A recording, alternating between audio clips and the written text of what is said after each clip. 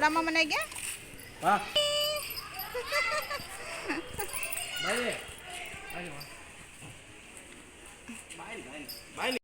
ಇವತ್ತು ಅಕ್ಕ ಮನೆಗೆ ಕರೆದಿದ್ದಾಳೆ ಅಂತ ಅವ್ರ ಮನೆಗೆ ಹೋಗ್ತಾ ಇದ್ದೀನಿ.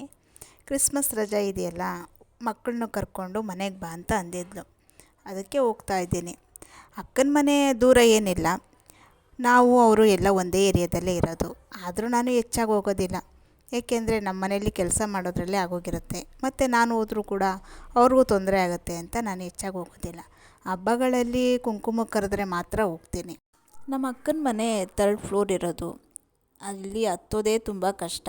ಆದರೆ ಮೇಲ್ಗಡೆ ಮನೆ ಮಾತ್ರ ಚೆನ್ನಾಗಿರುತ್ತೆ. ಬೆಂಗಳೂರಲ್ಲಿ ಎಲ್ಲ ಮನೆಗಳು ಹೀಗೆ ಅಲ್ವಾ, ಕೆಳಗಡೆ ಮನೆಗಳು ಬೆಳಕಿರಲ್ಲ, ಗಾಳಿ ಇರಲ್ಲ. ಆದರೆ ಮೇಲ್ಗಡೆ ಮನೆಗಳು ತುಂಬ ಚೆನ್ನಾಗಿರುತ್ತೆ. ಇವತ್ತು ಟಿಂಕುನು ಕರ್ಕೊಂಡು ಹೋಗ್ತಾ ಇದ್ದೀನಿ.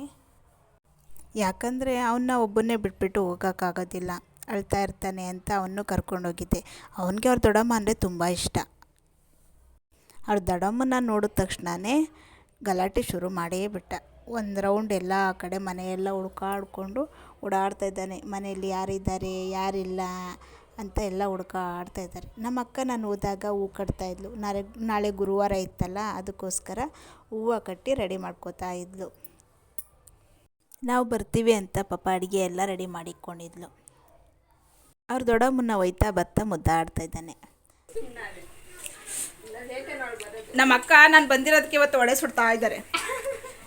ಕ್ರಿಸ್ಮಸ್ ಅಂತ ವಡೆ ಸುಡ್ತಿದ್ಯಾ? ನಾನು ಬಂದಿದ್ದೀನಿ ಅಂತ ವಡೆ ಸುಡ್ತಿದ್ಯಾ? ಗೊತ್ತಾಯ್ತಾ ಇಲ್ಲ ನೀನು ಬಂದಿದ್ಯಾ ಅಂತ ವಡೆ ಸುಡ್ತಾ ಇದ್ದೆ. ಹೌದಾ? ಕ್ರಿಸ್ಮಸ್ ಏನೋ ಶುರು ಮಾಡ್ಬಿಟ್ಟೇನೋ ಅನ್ಕೊಂಡೆ ನಾನು. ನೀನು ಬಂದಿದ್ಯಾ ಅಂತ ವಡೆ ಸುಡ್ತಾ ಇರೋದು. ಅಪರೂಪನ ಮೇಡಮ್ ಬರೋದು. ಅದಕ್ಕೆ ನೋಡಿ, ಯಾವಾಗಲೂ ಬಂದರೆ ವಡೆ ಗಿಡ ಎಲ್ಲ ಮಾಡ್ಕೊಡಲ್ಲ. ಅದಕ್ಕೆ ಅಪರೂಪಕ್ಕೊಂದ್ಸಲ ಬಂದರೆ ನೋಡ್ರಿ ವಡೆ. ಪಾಯಸ ಇಲ್ಲಿ ಪಾಯಸನೇ ಐತೆ. ಪಾಯಸ ನೋಡಿ ಎಲ್ಲ ಮಾಡಿಟ್ಟಿರ್ತಾರೆ. ಅಪರೂಪಕ್ಕೆ ಬಂದರೆ ಮಾತ್ರ, ಡೈಲಿ ಬಂದರೆ ಎಲ್ಲ ಸಿಗೋದಿಲ್ಲ. ಊರಲ್ಲಿರೋರ್ನ ಬೇಕಾದ್ರೆ ಕರ್ಸ್ಬೋದು, ಇಲ್ಲಿರೋರು ಮೇಡಮ್ನ ಕರ್ಸೋದು ತುಂಬಾನೇ ಕಷ್ಟ. ನೋಡಿದ್ರಾ, ಈ ಥರ ಐತೆ. ಇವನಂತೂ ಆ ದೊಡ್ಡಮ್ಮನಿಂದ ಸುತ್ತುತ್ತವನೆ. ಅಮ್ಮ ಏನು ಬೇಕವ? ಏನು ಬೇಕು ಕಂದ? ಅಮ್ಮ ಏನು ಬೇಕವ?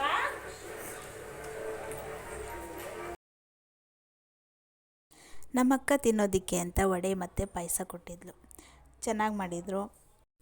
ಟಿಂಕು ಅವ್ರ ದೊಡ್ಡಮ್ಮಂಗೆ ನೈಸ್ ಮಾಡ್ತಾ ಇದ್ದಾನೆ.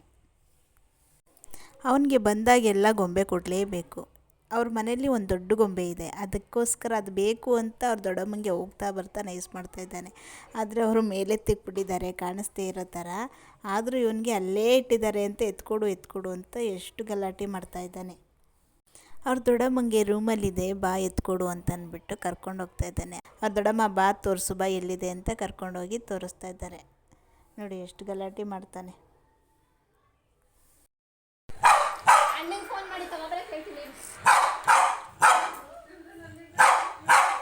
ನೀವು ಮೊದಲ ಬಾರಿ ನಮ್ಮ ಚಾನಲ್ ನೋಡ್ತಾ ಇದ್ರೆ ಪ್ಲೀಸ್ ಸಬ್ಸ್ಕ್ರೈಬ್ ಮಾಡಿ, ಬೆಲ್ ಐಕಾನ್ ಟಚ್ ಮಾಡಿ ನೋಟಿಫಿಕೇಷನ್ ಆನ್ ಮಾಡ್ಕೊಳ್ಳಿ.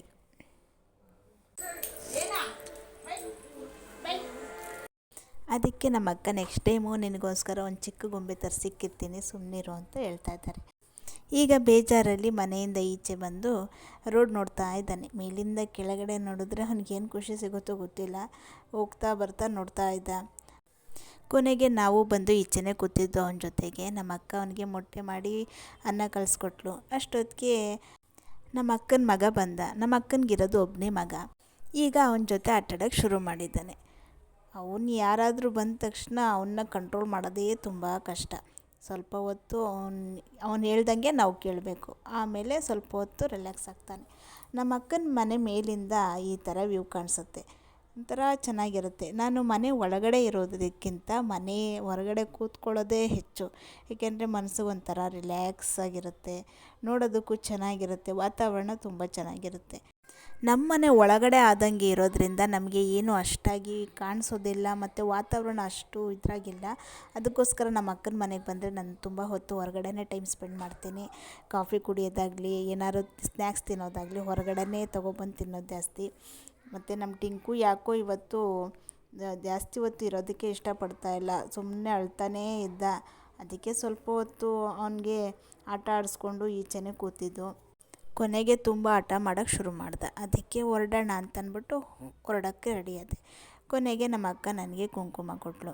ಯಾರೇ ಆಗಲಿ ಮನೆಯಿಂದ ಹೊರಡಬೇಕಾದ್ರೆ ಕುಂಕುಮ ಕೊಡಲೇಬೇಕಲ್ವ. ಅದಕ್ಕೆ ಅವಳು ನನಗೆ ಕುಂಕುಮ ಕೊಟ್ಟು ಮತ್ತು ನಮ್ಮ ಯಜಮಾನ್ರಿಗೆ ವಡೆ ಪಾಯಸ ಎಲ್ಲನೂ ಕೊಟ್ಟು ಕಳಿಸಿದ್ಲು. ಹೀಗೆ ಇವತ್ತಿನ ವ್ಲಾಗ್ನ ಎಂಡ್ ಮಾಡ್ತಾಯಿದ್ದೀನಿ. ಥ್ಯಾಂಕ್ ಯು ಸ್ನೇಹಿತರೆ.